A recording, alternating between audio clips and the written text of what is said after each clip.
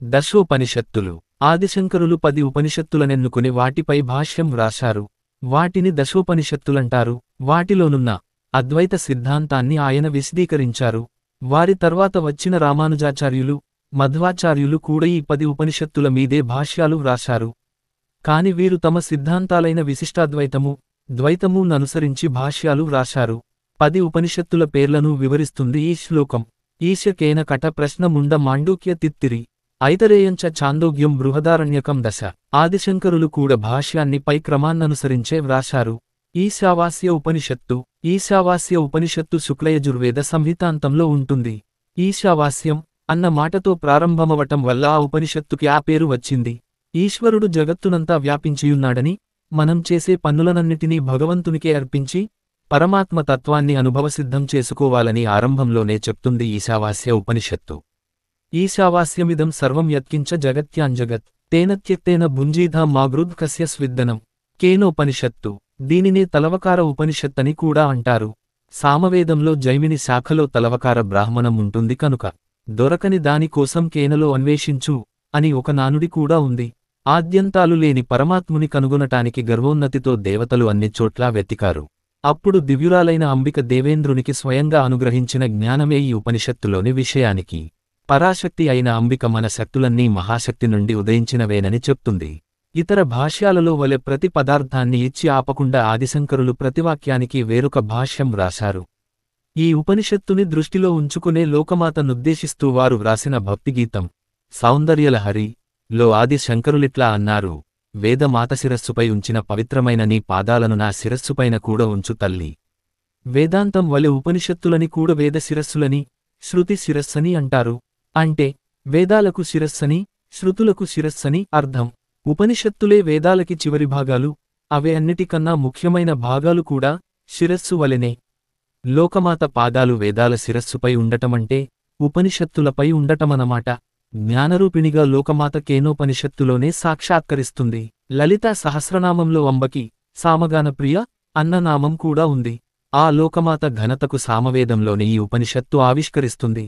మనకి ఒక పదార్థం కనబడింది అన్నప్పుడు ద్వైతభావం బయటపడుతుంది. అంటే చూడబడే పదార్థం దృక్కు, చూచేది ద్రష్ట.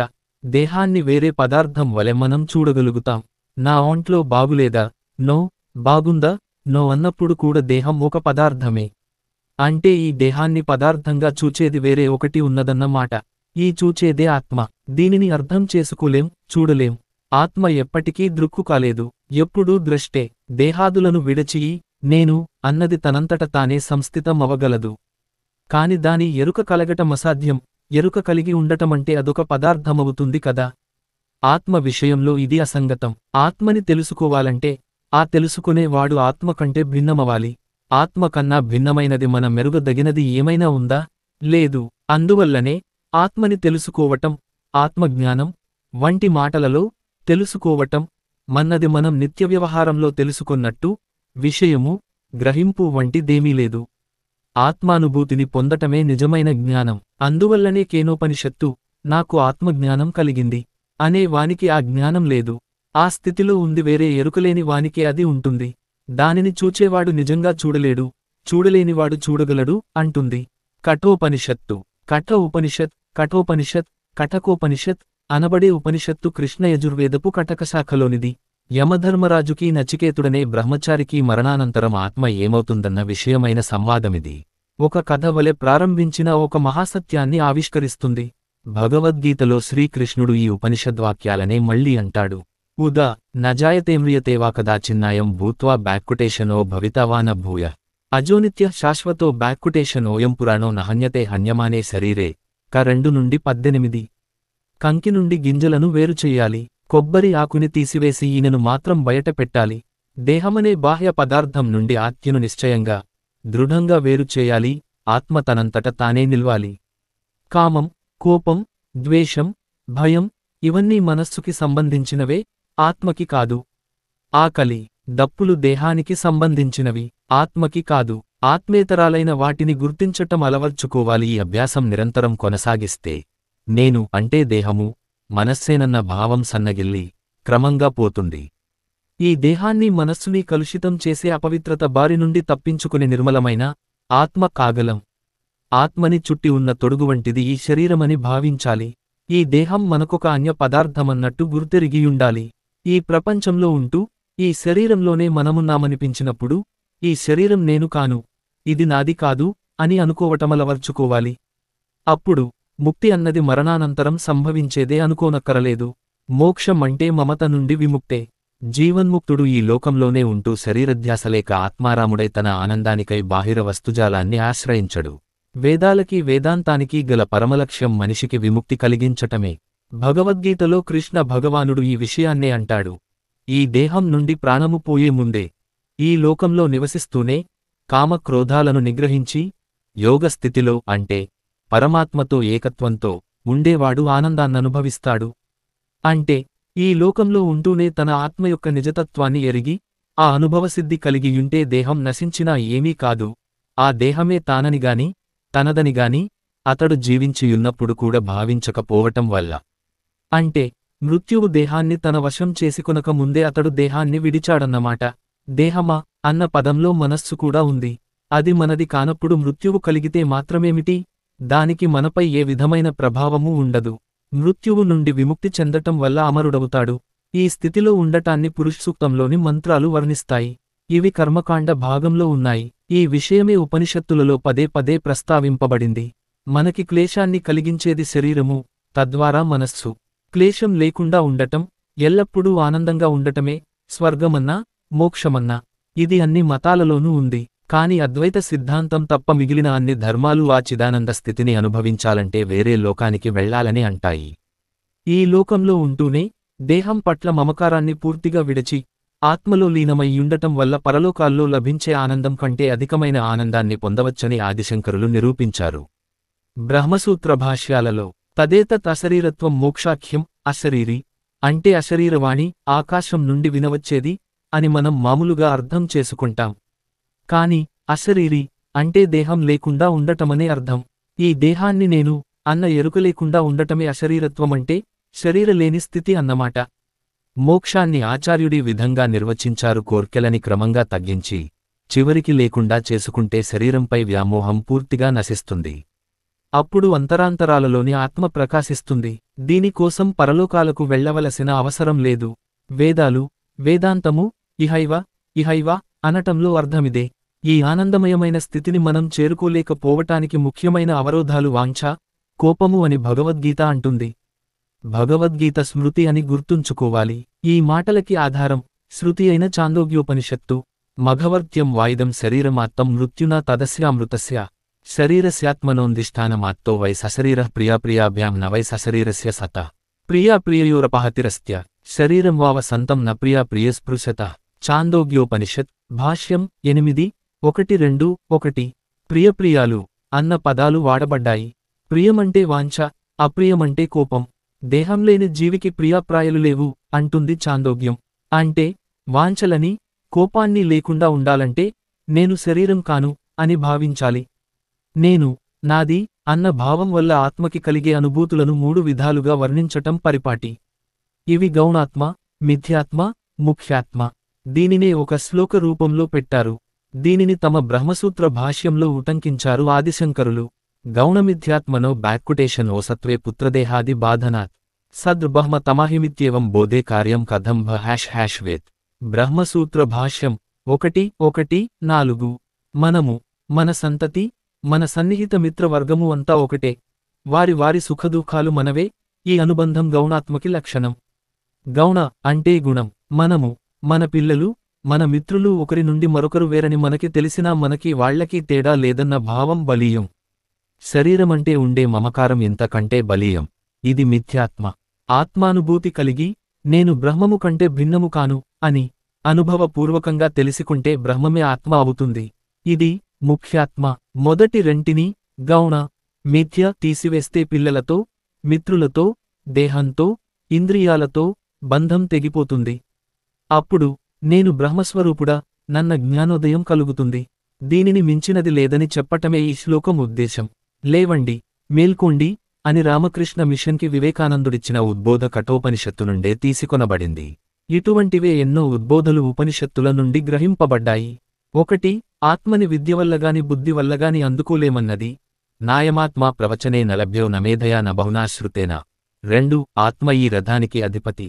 శరీరం రథం, బుద్ధి సారథి, మనస్సు కళ్ళెం, అవయవాలు గుర్రాలు. ఆత్మానం రథినం విద్ధి శరీరం రథమేవతు, బుద్ధింతు సారథి విద్ధిమనః ప్రగ్రహమేవచ్చ అనే మంత్రము. 3, పరమపురుషుడు అంగుష్ట మాతృడై హృదయ కుహరంలో ఉంటాడన్న సత్యము. 4, దీపారాధన చేసేప్పుడు పఠించే మంత్రం. భగవంతుని సన్నిధిలో సూర్యచంద్రులు, తారలు, అగ్ని అన్నీ తమ ప్రకాశాన్ని కోల్పోతాయన్నది.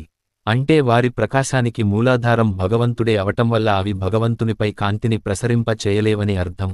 5, అల్పమైన మన మేధ ఆ మహనీయమైన బుద్ధి నుండే ఉద్భవించటం వల్ల మనం మేధతో భగవంతుని అవగాహన చేసుకోలేము. 6, గీతలో శ్రీకృష్ణ భగవానుని తల్లక్రిందులైన చెట్టు గురించి ఊర్ధ్వమూలమధ శాఖ ప్రస్తావన అంటే సంసారమనే అశ్వత్థ వృక్షం. 7, మనస్సు నుండి ఉత్పన్నమయ్యే కోర్కెలనన్నిటినీ ధ్వంసం చేస్తే మనిషికి ఇక్కడే బ్రహ్మానందం కలుగుతుందన్న సూక్తి. ఇవన్నీ తరచూ ఉటంకింపబడేవే, ఇవన్నీ కఠోపనిషత్తులోనివే. ప్రశ్న: ముండక, మాండూక్య ఈ 3 ఉపనిషత్తులు కఠోపనిషత్తు తరువాత పేర్కొనబడుతాయి.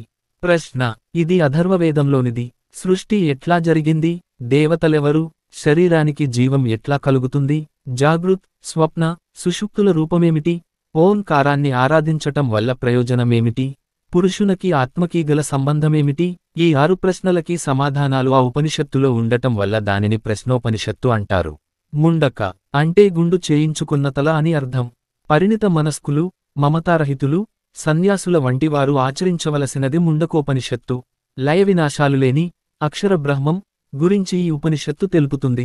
అక్షర అంటే శబ్దము, అక్షరము అని కూడా అర్థముంది. పంచాక్షరం 5 అక్షరాలు, అష్టాక్షరం 8 అక్షరాలు గురించి మనం చెప్పుకుంటాం. అక్షరాలకి మూలం ప్రణవం, ఓంకారం. అక్షర బ్రహ్మని చేరుకోవటానికి ఓంకారం ముఖ్య సాధనం. ఆత్మ అనే శరాన్ని, ఓంకార మనే ధనుస్సు నుండి, బ్రహ్మ మనే లక్ష్యాన్ని చేరేట్టు అప్రమత్తంగా ఆ శరము లక్ష్యము ఒకటే అయ్యేట్టు విడవాలి అంటుంది ఈ ఉపనిషత్తు. ప్రణవో ధను శరో హ్యాత్మ బ్రహ్మత లక్ష్యముచ్యతే. అప్రమత్తేన వేద్ధవ్యం శరవత్తన్మయో ##వేద్ మం 2.4. ఈ ఉపనిషత్తులోనే ప్రసిద్ధమైన ఈ ఉపమానం ఉంటుంది. జీవాత్మ పరమాత్మ అనే 2 పక్షులు శరీరమనే రావి చెట్టుపై ఉంటాయి. జీవాత్మ అనే పక్షి ఫలాలని ఆరగిస్తుంది, అంటే కర్మ ఫలాలని. పరమాత్మ అనే పక్షి కేవలం సాక్షివలె ఉండిపోతుంది. సత్యమేవ జయతే, సత్యం ఒక్కటే జయిస్తుంది అన్న మన దేశ ఉద్బోధం ముండకోపనిషత్తులోనిది. సత్యమేవ జయతేనా నృతం, సత్యేన పంథా వితతో దేవయాన. 3.6. జీవన్ముక్తులైన సన్యాసులు దేహాన్ని విడచిన తరువాత అంటే మరణానంతరం విముక్తులయ్యుంటారన్న మంత్రం ఒకటి ఉంది. సన్యాసులను పూర్ణ కుంభంతో ఆహ్వానించేప్పుడు ఈ మంత్రాన్ని కూడా పఠిస్తారు. అనేక పేర్లు కల నదులు సముద్రంలో కలిసిపోయినప్పుడు ఎట్లా వాటి అస్తిత్వాన్ని కోల్పోతాయో ఆ విధంగానే జ్ఞానులు తమ నామరూపాలను కోల్పోయి పరమపురుషునితో ఐక్యమొందుతారు అంటుంది ఈ ఉపనిషత్తు. యథా నద్య స్యందమానా సముద్రే ఓస్తం గచ్చంతి నామరూపే విహాయ తథా విద్వాన్నామరూపాద్విముక్త పరాత్పరం పురుషముపైతి దివ్యం. మాండూక్యోపనిషత్తు. మండూకమంటే కప్ప. కప్ప ఉపనిషత్తు అనే పేరెందుకు వచ్చింది? ఒక కారణమిదై ఉండవచ్చు. మెట్లని ఎక్కేటప్పుడు కప్ప ఒక్కొక్క మెట్టునే ఎక్కనక్కర్లేదు, మొదటి మెట్టు నుంచి 4వ మెట్టుకి గంతు వేయగలదు. మేల్కొని ఉండటం, జాగృత్ కలలు కనటం, స్వప్న గాఢ నిద్రలో ఉండటం, సుషుప్తి ఈ 3 స్థితులను దాటి ఆఖరి 4వ స్థితి అయిన తురీయ స్థితిని చేరుకోవటానికి మార్గం చూపుతుంది ఈ ఉపనిషత్తు. ఓంకారాన్ని జపించటం వల్ల 4వ స్థితిని, తురీయ స్థితిని ఒక్కసారిగా చేరుకోవచ్చునంటుంది. అందుకనే ఆ పేరు వచ్చిందేమో ఆ ఉపనిషత్తుకి.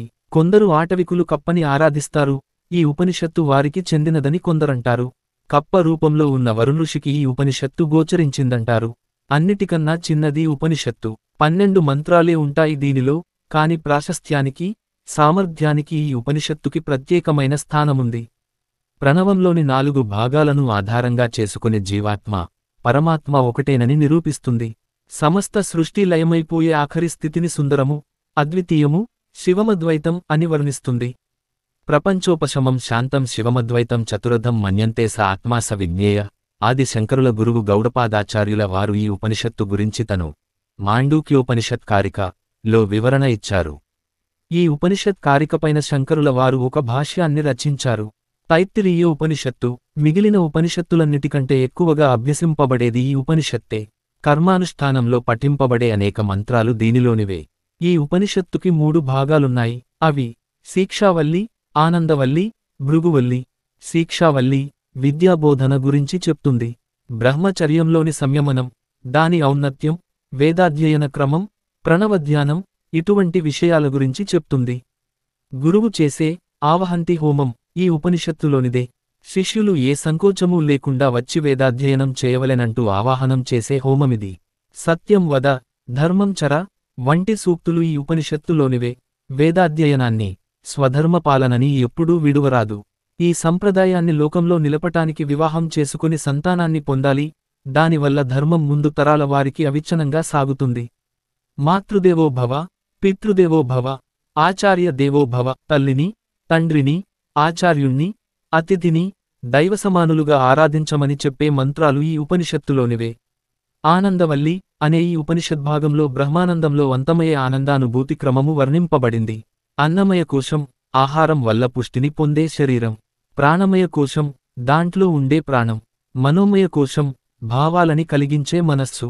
దానిలో విజ్ఞానమయ కోశం మంచిని చెడుని విచక్షింపచేసే విజ్ఞానం. ఇవి 4 కోశాలు. వీటన్నిటికీ మధ్యది ఆనందమయ కోశం. ఇందులో ఆత్మ సహజంగా ఆనందమయంగా ఎట్లా ఉంటుందో వర్ణింపబడింది. ప్రతి కోశాన్ని ఒక పక్షి వలె వర్ణిస్తుంది. పక్షి యొక్క తల, ఎడమ పక్షం, కుడి పక్షం, శరీరం, తోక ఉపమానాన్నిస్తుంది. తరచూ ఉదహరింపబడే యతోవాచో నివర్తంతే అన్నది. బ్రహ్మానుభూతి పొందిన వానికి ఏ భయమూ లేదు. ఆ స్థితిని అందుకోలేక మనస్సు, వాక్కు తిరోగమనం చేస్తాయి అనే మంత్రాలు ఈ ఉపనిషత్తులోనివే. యతోవాచో నివర్తంతే అప్రాప్య మనసా సహా. ఆనందం బ్రహ్మనో విద్వాన్న బిభేతి కదాచన. భృగువల్లి వరుణుడు తన కుమారుడైన భృగునికి ఉపదేశించినది భృగువల్లి. ఉపదేశించిన అంటే కుమారుడిని కూర్చుండబెట్టి పాఠం చెప్పాడని అర్థం కాదు. స్వయంగా చింతనని కొనసాగించి ఫలితాన్ని అనుభవసిద్ధం చేసుకొమ్మని గురువు వరుణుడు. కుమారుని ప్రోత్సహిస్తాడు. స్వయంగా తపస్సు చేసి భృగు అన్నమయకోశ మే అంటే దేహమే చరమసత్యమని గ్రహిస్తాడు. కాని తపస్సునింకా కొనసాగిస్తూ ఒక్కొక్క మెట్టే ఎక్కుతాడు. ప్రాణమయ, మనోమయ, విజ్ఞానమయ కోశాలని దాటి ఆనందమయ కోశాన్ని చేరుతాడు.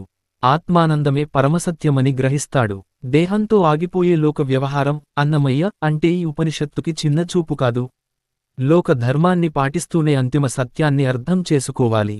ధర్మబద్ధంగా జీవిస్తూ ఈ జీవితం ఉన్నత స్థితినందుకోవటానికి ఒక ఉపాయమనే గ్రహించాలి.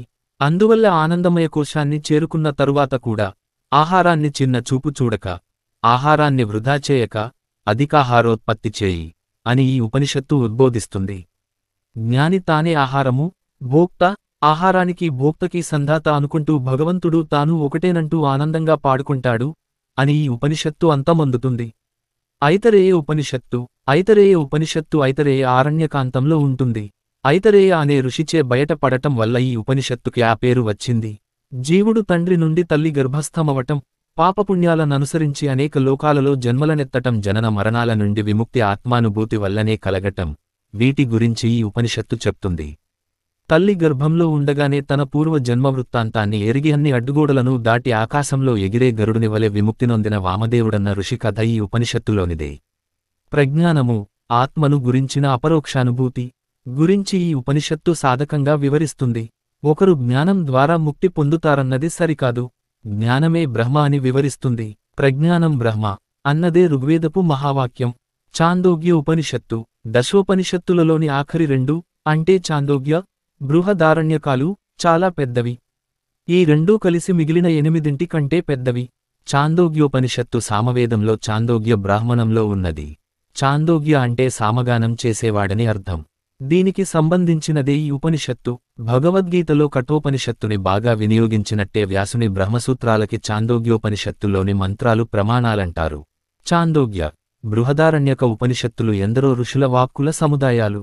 చాందోగ్యం ఆదిలో ఓంకారాన్ని ఉద్గీతగా పేర్కొని ఆ ఓంకార ఉపాసన గురించి వివరాలనిస్తుంది. అక్షి విద్య, ఆకాశ విద్య, మధు విద్య, శాండిల్య విద్య, ప్రాణ విద్య, పంచాగ్ని విద్య వంటి విద్యలనెన్నిటినో ప్రస్తావిస్తుంది. ఈ విద్యలు పరమాత్మ తత్వాన్ని తెలిసికోవటానికి ఉపకరిస్తాయి.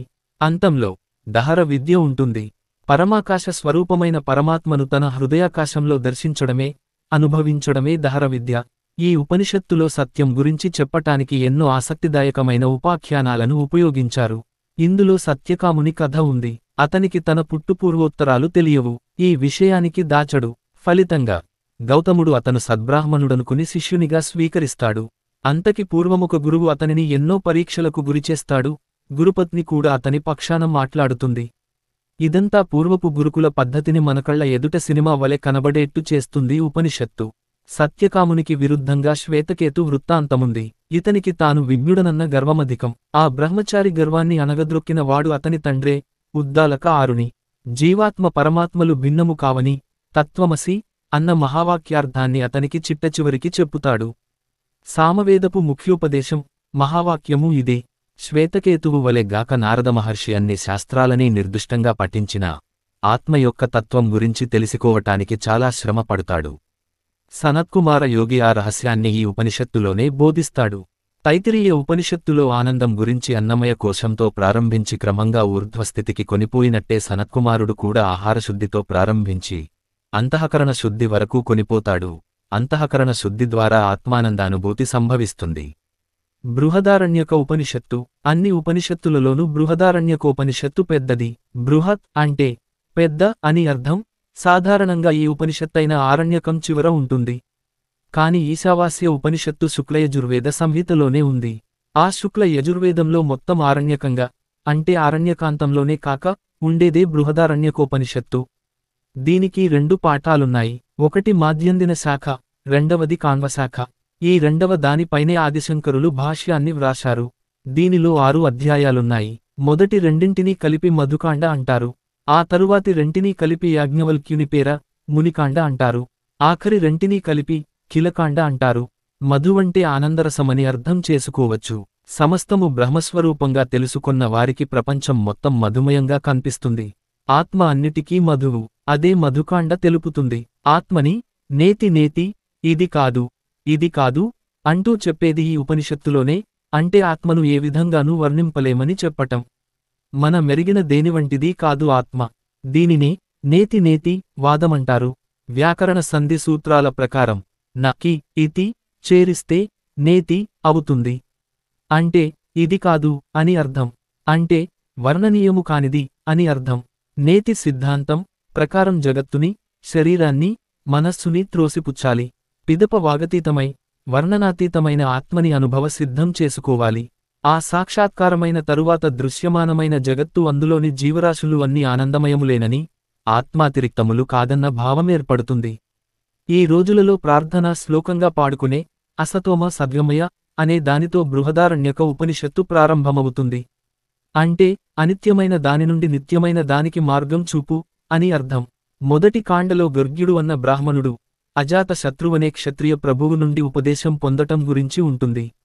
అజాతశత్రువు, జనకుని వంటి రాజులు బ్రహ్మజ్ఞానులని ఈ ఉపనిషత్తు నుంచి తెలుస్తుంది. ఆ విధంగానే జనకుని విద్వత్ సభలలోని చర్చలలో గర్గి వంటి స్త్రీలు పాల్గొన్నారని, స్త్రీలు కూడా బ్రహ్మవాదులై బ్రహ్మతత్వం గురించి చర్చింపగలిగే వారని తెలుస్తుంది. ఈ ఉపనిషత్తులోనే యాజ్ఞవల్క్యునికి 2 భార్యలున్నట్టు, అందులో ఒకామె కాత్యాయని అని ఆమె సాధారణ స్త్రీ కాగా, రెండవ భార్య మైత్రేయి అని ఆమె తత్వజ్ఞురాలని బ్రహ్మవాది ఉంది. యాజ్ఞవల్క్యుడు మైత్రేయికి చేసిన ఉపదేశం ఈ ఉపనిషత్తులో 2 చోట్ల ఉన్నది. మధుకాండలోను, కొద్ది మార్పులతో మునికాండలోను. ఇది ఉపాఖ్యానికి, తత్వాన్ని జోడించి చెప్పే అద్భుతమైన ఘట్టం. యాజ్ఞవల్క్యుడు సన్యాసి కాగోరి ఇంటిని విడనాడాలని నిర్ణయించుకుంటాడు. తన ఆస్తిని 2 భార్యలకు పంచిపెట్టాడు. తన వంతు వచ్చిన ఆస్తికి కాత్యాయని సంతోషిస్తుంది. కాని మైత్రేయి, ఈ ఆస్తి అంతా ఇవ్వలేని ఆనందాన్ని సన్యాసమిస్తుందని మీరు వెళ్లటానికి నిశ్చయించుకున్నారు. ఆ ఆనందమెటువంటిది నాకు తెల్పకూడదా అని అడిగింది. దానికి యాజ్ఞవల్క్యుడు, నీవెప్పుడూ నాకు ప్రీతి పాత్రురాలివే, ఈ ప్రశ్న అడిగి ఇంకా ప్రియమయ్యావు అని ఉపదేశం మొదలు పెట్టుతాడు. ప్రేమ, మమకారము గురించి ఆరంభిస్తాడు. భర్త పట్ల భార్య ప్రేమ, భార్య పట్ల భర్త ప్రేమ, సంతానం పట్ల ప్రేమ, సంపద పట్ల ప్రేమ, ఇవన్నీ వాటంతటవి జనించవు. అంటే భర్త పట్ల, భార్య పట్ల, పిల్లల పట్ల, సంపద పట్లను ఆ ప్రేమించటం తనకు కలిగించే సంతృప్తి వల్లనే జనిస్తాయి. ప్రేమానుభూతి ఆత్మకి సంతృప్తి కలిగిస్తుంది కనుకనే మనిషి ప్రేమలో పడుతాడు. దీని బట్టి ప్రేమ, సంతోషము ఆత్మ యొక్క నైజమని తెలియటం లేదా? కేవలం దాని నైజం గురించి తెలుసుకోవాలంటే తనకి దగ్గరైనవి, ప్రియమైనవి అన్నిటినీ విడనాడి సన్యాసం స్వీకరించాలి. దాని తత్వం తెలిసికున్న తరువాత దానిని మినహాయిస్తే ఏమీ లేదని తెలుస్తుంది. అప్పుడు అన్నీ దగ్గరే అవుతాయి. అంతకు పూర్వం ప్రియమైన వాటిపై మమకారమున్నట్టే అప్రియమైన వాటి పట్ల విముఖత ఉండేది. వీటన్నిటినీ విడిచి ఆత్మానుభూతిని పొందితే ఈ హెచ్చు తగ్గులు, భేదభావము అదృశ్యమవుతాయి. అన్నీ ఆత్మస్వరూపాలే అని తెలుస్తుంది. కొన్నిటిపైన గల విముఖత, ద్వేషము పోయి వాటిపట్ల కూడా ప్రేమ ఏర్పడుతుంది. ఈ విధంగా కొనసాగుతుంది బోధన. సన్యాసికాకముందు యాజ్ఞవల్క్యుడు జనక మహారాజు విద్వత్సభలో కహోళునితో, ఉద్దాలక ఆరునితో, గర్గితో తాత్విక చర్చని జరిపి తరువాత జనక మహారాజుకి బోధ కలిగించారని మునికాండ తెలుపుతుంది. అంతర్యామి గురించిన సిద్ధాంతం అంటే సూక్ష్మ రూపంలో పరమాత్ముని ఉనికి యాజ్ఞవల్క్యుడు ఉద్దాలక ఆరునికి ఇచ్చిన సమాధానంలో ఉంది. ఇదే రామానుజాచార్యుల వారు ప్రతిపాదించిన విశిష్టాద్వైతానికి ముఖ్య లక్షణం. ఈ సిద్ధాంతం ప్రకారం జగత్తంతా శరీరానికి పోలిస్తే అందులో పరమాత్మ జీవం వలె ఉంటాడు. దృశ్యమానమైన ప్రపంచమంతా మాయేనని అద్వైతం చెప్తుంది. యాజ్ఞవల్క్యుడు కొంతవరకు ఈ సిద్ధాంతాన్ని ఆమోదించినా ఎక్కువగా అద్వైతం గురించే చర్చిస్తాడు. మైత్రేయికి తన బోధనను పూర్తి చేసేప్పుడు పూర్తిగా అద్వైతం గురించే చెప్తాడు. దృష్టిని, శ్రవణాన్ని, రుచిని, వాసనని, ఆలోచనని అది ఎట్లా కల్పిస్తుంది? అది ఎట్లా చూడబడుతుంది, వినబడుతుంది, ఆఘ్రాణింపబడుతుంది, భావింపబడుతుంది, ఏ మాధ్యమంలో? ఈ విధంగా ప్రశ్నిస్తూ అభిన్నమైన ఏకత్వాన్ని గురించి చెప్తాడు. జనకునికి కూడా అద్వైత బోధనే చేస్తాడు. ఎక్కడెక్కడో చెదురుగా ఉన్న సందేశాలు ఆఖరి కాండలో చేర్చబడ్డాయి. అందుచేతనే దానిని ఖిల కాండ అంటారు. ఏదైనా చెల్లా చెదురైతే ఖిలమైందంటారు. అఖిల మంటే చెదరిపోక ఒక చోటకి చేర్చబడినది అని అర్థం. ఖిల కాండలో ఒక ఉపాఖ్యానముంది. సాధకుల అంతస్తుని బట్టి ఒకే సందేశాన్ని 3 విధాల అన్వయించుకోవచ్చునని చూపుతుంది. ప్రజాపతి నుండి దేవతలు, మానవులు, దానవులు సందేశాన్ని కోరుతారు. తన బోధనగా ద అన్న అక్షరాన్ని మాత్రం చెప్తాడు. ఆత్మనిగ్రహం లేని దేవతలు దీనిని దమయత అంటే నిగ్రహం లేక అదుపుగా అర్థం చేసుకుంటారు. ఆస్తిని కూడబెట్టటమే స్వభావంగా గల మానవులు ద అంటే దానమా నుకుంటారు. కరత్వమే స్వభావంగా గల రాక్షసులు ద అంటే దయధ్వం అంటే దయ, కరుణ కలిగియుండుటం అనుకుంటారు. బృహదారణ్యక ఉపనిషత్తు చివరిలో ఉన్న ఒక మంత్రమంటే నాకు మక్కువ. ఎంతో ఉపశమనాన్ని కలిగిస్తుంది నాకు. ఆ మంత్రమేమిటి? అనారోగ్యంతో, జ్వరంతో ఎవరైనా బాధపడుతుంటే అది అతని తపస్సుగా గ్రహించాలి.